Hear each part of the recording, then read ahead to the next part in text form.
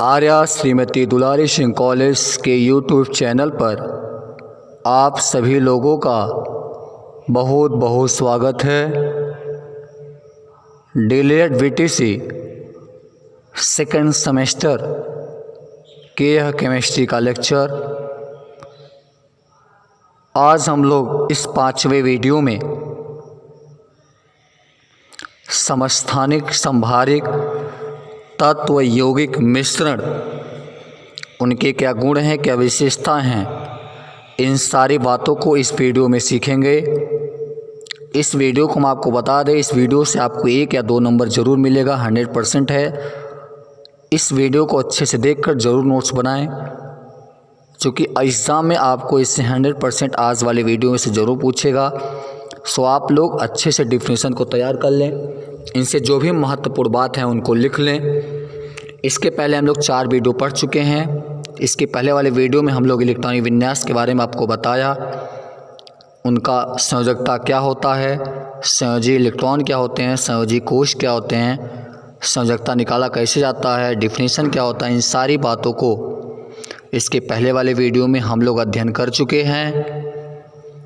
हमें आशा है कि आज आप लोग उसे देखे भी होंगे, आपको पसंद भी आया होगा। यदि कोई प्रॉब्लम आप लोग को हो तो आप लोग ज़रूर कमेंट बॉक्स में बताइएगा। आगे आज हम शुरू करते हैं अपना टॉपिक, समस्थानिक संभारिक क्या होते हैं, इनके गुण क्या है, विशेषता क्या है, सारी बातों को सीखते हैं। चलिए शुरू करते हैं आज का अपना टॉपिक। तो चलिए देख लेते हैं समस्थानिक क्या होते हैं। सबसे पहले इसके डेफिनेशन को जान लेते हैं हम लोग। देखिए, चूँकि जब हम आपने डाल्टन का हमने इसके पहले वाले वीडियो में डाल्टन के नियम को बताया था, तो डाल्टन का एक कथन था कि एक तत्व के सभी परमाणु सब तरह से समान होते हैं, और ये सत्य नहीं था।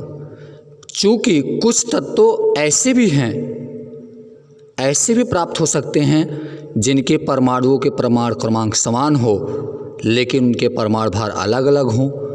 तो इसकी व्याख्या डाल्टन ने नहीं कर पाया था। इसकी व्याख्या आधुनिक वैज्ञानिकों ने किया और समस्थानिक की परिभाषा दिया। समस्थानिक अर्थात हम लोग इसको इंग्लिश में आइसोटोपस कहते हैं। आइसो का मतलब सेम अर्थात समान, टोपस का मतलब प्लेस स्थान, स्थान अर्थात स्थान। या आप कह सकते हैं कि आइसो मतलब समान, टोपस मतलब प्लेस अर्थात जिनके स्थान समान हो। तो स्थान से तात्पर्य हम लोग का यहाँ पे उनके परमाणु क्रमांक से होगा। तो ऐसे परमाणु जिनके नाभिक में प्रोटॉन की संख्या समान हो, लेकिन न्यूट्रॉन की संख्या अलग अलग हो, ऐसे परमाणुओं को हम समस्थानिक कहते हैं। आप इसे दूसरे तरीके भी कह सकते हैं। समस्थानिक वे तत्व होते हैं जिनके परमाणु भार भिन्न भिन्न हों, लेकिन उनके परमाणु क्रमांक समान हो। ऐसे तत्वों को हम समस्थानिक कहते हैं। समस्थानिक का पहचान होता है कि उसमें नाभिक में जो प्रोटॉन की संख्या होगी, वही प्रोटॉन की संख्या सभी नाभिक में होगी, क्योंकि प्रोटॉन की संख्या ही परमाणु क्रमांक को व्यक्त करता है। और समस्थानिकों का पहचान होता है कि उसमें प्रोटॉनों की संख्या अर्थात परमाणु क्रमांक समान होगा। तो अतः समस्थानिकों के जितने भी तत्व होंगे, उन सभी के जो परमाणु के नाभिक होंगे, उसमें हमारे प्रोटॉन की संख्या सब में समान होगी। तो आप इस तरीके से कह सकते हैं, जिन तत्वों के परमाणु क्रमांक समान हो और परमाणु भार अलग अलग हो, ऐसे तत्वों को हम लोग समस्थानिक कहते हैं। जैसे आपको ध्यान रहिए, अधिकांश तत्व 2 या 2 से अधिक समस्थानिकों के मिश्रण होते हैं। जैसे आपका हाइड्रोजन है, हाइड्रोजन के 3 समस्थानिक हैं। 1H1, 1H2, 1H3। पहले हाइड्रोजन के पहले समस्थानिक को हम लोग प्रोटियम, दूसरे को ड्यूटेरियम और तीसरे को ट्राइटियम के नाम से जानते भी हैं। ऑक्सीजन के भी 3 समस्थानिक हैं, क्लोरीन के भी 2 समस्थानिक हैं, कार्बन के भी 3 समस्थानिक हैं। इस तरीके से बहुत सारे तत्व हैं जिनके अलग अलग समस्थानिक हैं, लेकिन सभी के नाभिक में प्रोटॉनों की संख्या समान अर्थात उनके परमाणु क्रमांक समान होंगे। जैसे हाइड्रोजन के हैं 1H1, 1H2, 1H3, आपको दिख भी रहा होगा। तो जो ये 1H1 है ये परमाणु क्रमांक है। देखिए सबका परमाणु क्रमांक 1 है, लेकिन इनके परमाणु भार में भिन्नता है। इसका 1 है, इसका 2 है, इसका 3 है। तो परमाणु भार अलग अलग होने का मतलब कि उनके नाभिक में न्यूट्रॉनों की संख्या में भिन्नता है। इस तरीके से क्लोरीन के भी 2 समस्थानिक हैं, Cl 17, Cl 35, 17, Cl 37, ये दोनों समस्थानिक हैं इनके। इसमें से हमारा जो मुख्य है वो हमारा Cl 17, 35 होता है। अब समस्थानिक के कुछ विशेषताएं हैं जो निम्नलिखित हैं, जिसे हम पॉइंट के जरिए समझाएंगे। पॉइंट नंबर 1 है समस्थानिकों के परमाणु क्रमांक समान होते हैं, लेकिन इनके द्रव्यमान संख्या समान नहीं होते हैं अर्थात भिन्न होते हैं। दूसरा पॉइंट, समस्थानिकों में इलेक्ट्रॉन और प्रोटॉन की संख्या समान होती है, जबकि न्यूट्रॉन की संख्या समान नहीं होती। तीसरा पॉइंट रहा समस्थानिकों के भौतिक गुण, जैसे उनके घनत्व, उनके क्वथनांक, उनके गलनांक आदि सब भिन्न होते हैं। एक तत्व के सभी समस्थानिकों की द्रव्यमान संख्या भिन्न होती हैं, इसलिए इनके भौतिक गुण भिन्न भिन्न होते हैं। चूँकि तत्व के सभी समस्थानिकों का परमाणु क्रमांक समान होता है, इसलिए एक तत्व के सभी समस्थानिकों को आवर्त सारणी में एक ही स्थान पर रखा गया है। ये आपको पॉइंट ध्यान रखना बात है कि जितने भी समस्थानिक हैं उन समस्थानिकों को सभी एक ही स्थान पर रखा गया, क्योंकि उनके परमाणु क्रमांक समान होते हैं। अगला पॉइंट रहा किसी एक तत्व के समस्थानिकों में कुछ रेडियो एक्टिव भी हो सकते हैं और कुछ नहीं भी हो सकते हैं। इसका कारण है कि जब नाभिकीय संरचना, इसका मुख्य कारण है कि नाभिकीय संरचना जो होती हैं सबकी अलग अलग होती हैं, इसीलिए कुछ रेडियोएक्टिवता का गुण होता है, कुछ नहीं। जैसे हाइड्रोजन के जो तीसरा समस्थानिक है 1H3, यह एक रेडियोएक्टिव तत्व है, अर्थात ये रेडियोएक्टिव की तरह व्यवहार करता है। तो ये आपके रहें समस्थानिक के कुछ बिंदु, कुछ इसके महत्वपूर्ण विशेषताएं जिन्हें हमने आपको बताया। अगला हमारा पॉइंट है समभारिक। समभारिक क्या होते हैं? ऐसे तत्व होते हैं जिनके परमाणु क्रमांक अलग अलग हों, लेकिन उनके परमाणु भार में समानता पाया जाए, अर्थात उनके द्रव्यमान जो संख्या होंगे वो सब के सब एक ही होंगे। ऐसे तत्वों को हम लोग समभारिक कहते हैं। समभारिक का पहचान होता है कि उसमें उनका जो द्रव्यमान संख्या होगा सबका समान होगा, लेकिन उसका जो परमाणु क्रमांक होगा वो सब के सब अलग होंगे। अर्थात आप कह सकते हैं कि समभारिक के नाभिक में न्यूट्रॉनों की संख्या समान होती है, लेकिन इनके परमाणु क्रमांक में भिन्नता पाई जाती है। और हम आपको बता दें, इनके परमाणु क्रमांक में भिन्नता पाए जाने के कारण ही यह इनके रासायनिक गुण सबके अलग अलग होते हैं। जैसे कैल्शियम है तो कैल्शियम का परमाणु क्रमांक 20, इसका परमाणु भार 40 होता है। जैसे आर्गन है तो आर्गन का परमाणु क्रमांक 18, लेकिन परमाणु भार 40 है। तो Ca का और Ar का दोनों का परमाणु भार 40 है, लेकिन इनके परमाणु क्रमांक में भिन्नता है। क्योंकि आर्गन का परमाणु क्रमांक 18 और कैल्शियम का परमाणु क्रमांक 20 है, तो दोनों के परमाणु क्रमांक में भिन्नता है लेकिन इनके परमाणु भार में समानता पाई गई है। अतः इनके परमाणु क्रमांक भिन्न होने के कारण इन सभी को आवर्त सारणी में अलग अलग स्थान पर रखा गया, क्योंकि इनके परमाणु क्रमांक अलग होते हैं। जैसे कार्बन में है C6 14 और N7N14, तो यहाँ से देखा जाए कार्बन का ही परमाणु भार 14, नाइट्रोजन का ही परमाणु भार 14, कार्बन का परमाणु क्रमांक 6, नाइट्रोजन का परमाणु क्रमांक 7, तो दोनों के परमाणु क्रमांक भिन्नता, लेकिन के परमाणु भार देखा जाए 14 हैं, अर्थात परमाणु भार में समानता है। तो अतः कार्बन का परमाणु क्रमांक 6, नाइट्रोजन का 7 है और इनके द्रव्यमान संख्या दोनों के समान है, अतः ये एक दूसरे के समभारिक हो जाएं। तो समभारिक को आपको ध्यान रहे, समभारिक में न्यूट्रॉनों की संख्या सदैव समान होती है। आइए इनके कुछ गुण हैं जो इस प्रकार से हैं, हम उनको बतलाते हैं। पॉइंट नंबर 1 में रहा, समभारिक जो होते हैं इनके परमाणु क्रमांक अलग होते हैं और इनके परमाणु क्रमांक अलग होने के कारण इनके रासायनिक गुणों में भिन्नता पाई जाती है।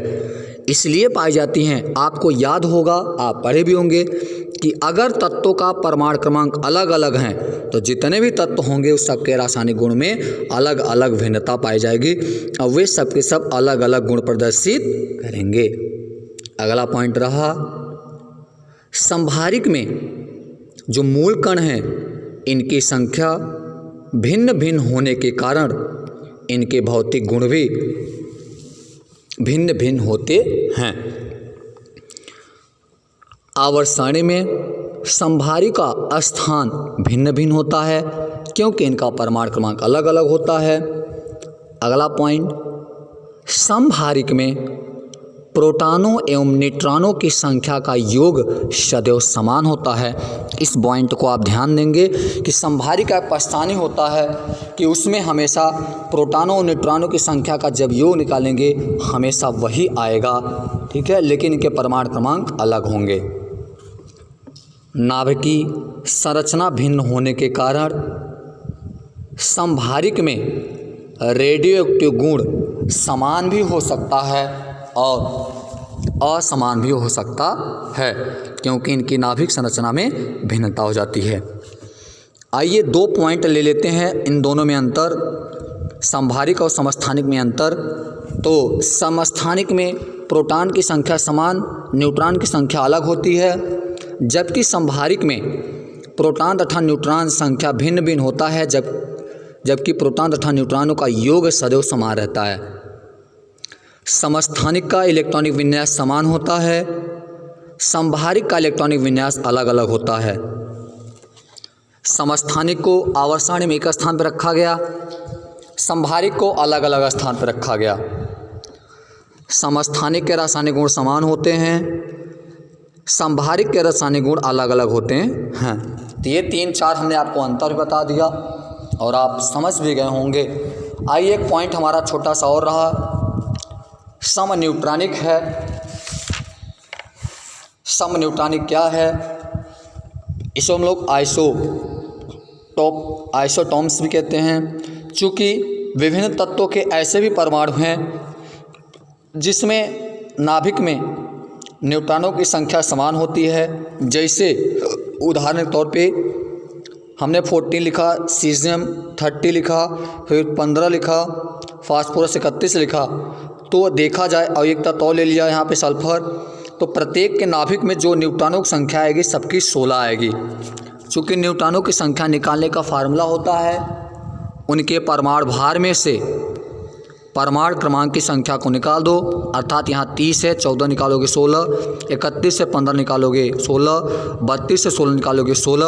अतः तीनों में अगर देखा जाए, तीनों के नाभिकों में न्यूट्रॉनों की संख्या सबका 16 आ रहा है। अतः ये सब के सब एक तरीके से समन्यूट्रॉनिक कहलाएंगे। क्लियर हो गया?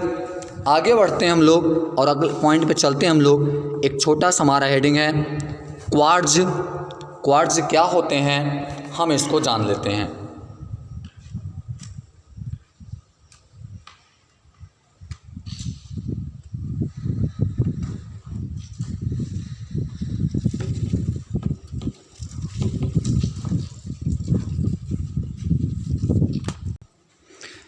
देखिए होता क्या है, चूँकि पदार्थ के जो हमारे होते हैं, पदार्थ के मूल कणों को बनाने वाले कण को ही हम लोग क्वार्ट्ज नाम दिया गया है।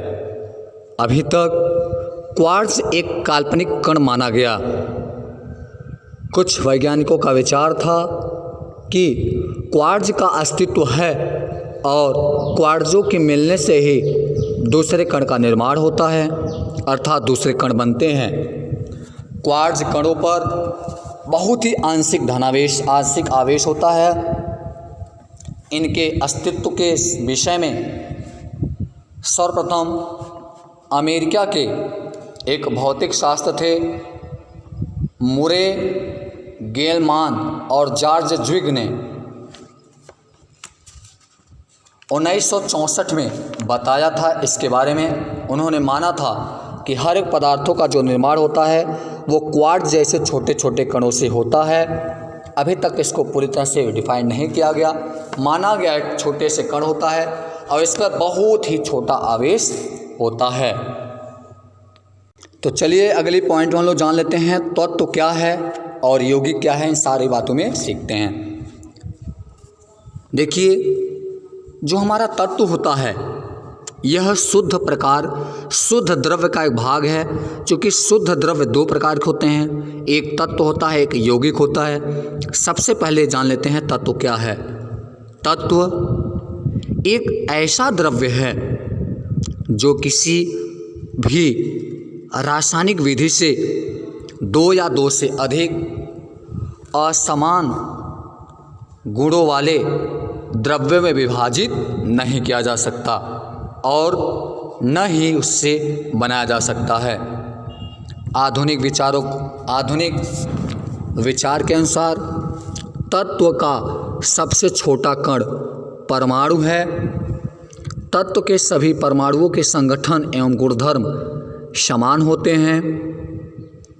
तत्व के परमाणु के केंद्रक पर विद्युत आवेश के परिकलन से उस तत्व की पहचान की जा सकती है। जैसे हाइड्रोजन वह तत्व है जिसके सभी परमाणुओं के केंद्र पर एक प्रोटॉन के बराबर धनावेश होता है। प्रोटॉन के आवेश को इकाई धनावेश मानकर किसी परमाणु के केंद्र पर उपस्थित धनावेशों की संख्या परमाणु क्रमांक होती है। अतः आधुनिक विचारों द्वारा स्पष्ट किया गया कि तत्व वह मूल पदार्थ है जिसको रासायनिक विधि से दूसरे तत्व में परिवर्तित या विघटित नहीं किया जा सकता। अर्थात तत्व एक समान प्रकार के परमाणुओं से मिलकर बना हुआ एक शुद्ध पदार्थ होता है। तत्व का पहचान होता है कि वह सभी एक ही प्रकार के परमाणुओं से बने होंगे। ऐसे शुद्ध पदार्थ को हम लोग तत्व कहते हैं। तत्व को प्रतीक द्वारा प्रदर्शित किया जा सकता है और अभी तक 119 तत्व 118 तत्व खोजे जा चुके हैं। अलग अलग तत्वों के परमाणुओं के गुण में भिन्नता होती है, लेकिन किसी तत्व के सभी परमाणुओं के गुण समान होते हैं। जैसे ऑक्सीजन, हाइड्रोजन आदि ये सबके हैं।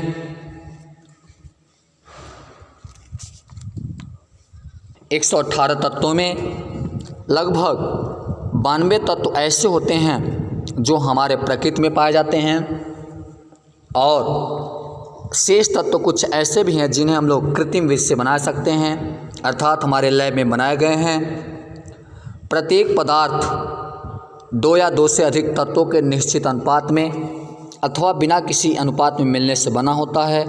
इस प्रकार तत्व सभी पदार्थों की जो है एक आधारशिला है। सभी तत्व पदार्थ की गैस, द्रव तथा ठोस तीनों अवस्था में पाई जाती हैं। जैसे सोडियम तथा कार्बन ठोस है, पारा और ब्रोमीन द्रव है, हाइड्रोजन, ऑक्सीजन, नाइट्रोजन ये सब के सब गैस हैं। अर्थात हमारे जो तत्व हैं ये तीनों अवस्थाओं में पाई जा सकती हैं। अब तत्व दो प्रकार के होते हैं, धातु और अधातु। इससे जानने से पहले हम जान लेते हैं यौगिक क्या है। आपको बता दें, यौगिक 2 या 2 से अधिक तत्वों के निश्चित अनुपात में संयोग करके एक नया पदार्थ बनता है। ऐसे शुद्ध पदार्थों को हम लोग यौगिक कहते हैं। अर्थात यौगिक जो होता है हमारा, यह 2 या अधिक तत्वों को एक निश्चित अनुपात में जब इसे संयोग कराया जाता है तभी आपका यौगिक का निर्माण होता है। यौगिक जब निर्माण होता है तो यौगिक में वो गुण नहीं होते जिनसे मिलकर वो बनता है। जैसे आपका H2O है जल, तो जल जो है हाइड्रोजन और ऑक्सीजन से मिलकर बना है, लेकिन जब जल के अणुओं में हाइड्रोजन और ऑक्सीजन के गुण नहीं रहते हैं। अतः इस पर स्पष्ट होता है कि किसी भी यौगिक का जो गुण होता है वह उसके मिलकर बनने वाले यौगिक के गुणधर्म से अलग होता है। यौगिक के सूत्र में उपस्थित विभिन्न तत्वों के परमाणुओं की संख्या ज्ञात हो जाती है। जैसे नमक, जल, ग्लूकोज फैक्ट्री आज ये सब के सब आपके हैं। यौगिक की कुछ विशेषताएं हैं जिन्हें हम बताएंगे। यौगिक की पहली विशेषता है एक निश्चित अनुपात में जुड़ना। अर्थात यौगिक का निर्माण तभी हो सकता है जब तत्व एक निश्चित अनुपात में जुड़ें। अगर कोई 2 तत्व एक निश्चित अनुपात में नहीं जुड़ेगा तो ध्यान रहे यौगिक का निर्माण कभी नहीं होगा। जैसे H2O है तो H2O तभी बनेगा जब हाइड्रोजन और ऑक्सीजन के भार का अनुपात 1:8 हो। अर्थात जल का निर्माण हमेशा हाइड्रोजन और ऑक्सीजन के 1:8 के मिलने में ही बनता है। यदि हाइड्रोजन और ऑक्सीजन का अनुपात 1:8 नहीं है तो ध्यान रहे कभी जल का निर्माण नहीं होगा। दूसरा ये है, इनके जो गुणधर्म होते हैं अपने अवयव के गुणधर्म से भिन्न होते हैं। तीसरा आपका है ऊर्जा परिवर्तन। आपको ध्यान रहे जब यौगिक बनता है तो इसमें ऊष्मा, प्रकाश, ध्वनि आदि ऊर्जा अवशोषित या उत्पन्न होती हैं और तत्वों के परमाणु जो होते हैं रासायनिक बंध स्थापित करते हमेशा यौगिक का निर्माण करते हैं। अतः यौगिक एक ऐसा पदार्थ है जिनके अणु भिन्न भिन्न प्रकार के परमाणुओं के निश्चित अनुपात में संयुक्त होकर बनता है। कहने का तात्पर्य कि यौगिक में भिन्न भिन्न परमाणु होंगे पर जब ये संयुक्त होंगे तो हमेशा एक निश्चित अनुपात में ही संयुक्त होंगे। जैसे जल है H2O, इनका अनुपात 1:2 होगा। जैसे CO2 गैस है, इनका अनुपात जब आप दिखाएंगे तो इनका अनुपात हो जाएगा आपका 3:8 होगा। तो जब तक ये अनुपात संयुक्त नहीं होंगे तब तक यौगिक का निर्माण नहीं होगा। एक और छोटा सा पॉइंट आपका रहा कि ये पॉइंट रहा कि किसी यौगिक में उपस्थित अवयव तत्व को भौतिक विधि जैसे छानना, निथारना, आसवन आदि विधि द्वारा हम लोग अलग नहीं कर सकते। केवल हम यौगिकों को उनके रासायनिक विधि द्वारा ही अलग कर सकते हैं, उनके यौगिकों से जिससे उनके तत्वों से जिससे मिलकर वो बने हैं। अर्थात यौगिक के जो भी अवयव हैं उनको हम लोग भौतिक विधि से अलग नहीं कर सकते। तो ये आपका रहा यौगिक की विशेषताएं, तत्व यौगिक का परिभाषा। आज आपका ये टॉपिक समाप्त करते हैं। आप सभी से निवेदन भी करते हैं इस वीडियो को अच्छे से देख लीजिए और नोट्स बना लीजिए, क्योंकि तत्व यौगिक मिश्रण परिभाषा 100% आता रहता है। और इस वीडियो को समाप्त करते हैं। ये आपका 5 वीडियो क्लियर हुआ। अगली वीडियो में हम लोग फिर मिलेंगे, मिश्रण टॉपिक लेकर के आएंगे और कुछ नए प्रश्नों के साथ आएंगे। तब तक आप सभी लोग अपनी तैयारी करते रहिए, पढ़ाई करते रहिए, टाइम लॉस ना करते हुए, अपना ध्यान रखते हुए पढ़ाई पर ज़्यादा से ज़्यादा फोकस कीजिए। तब तक आप सभी को बहुत बहुत धन्यवाद। Okay, stop.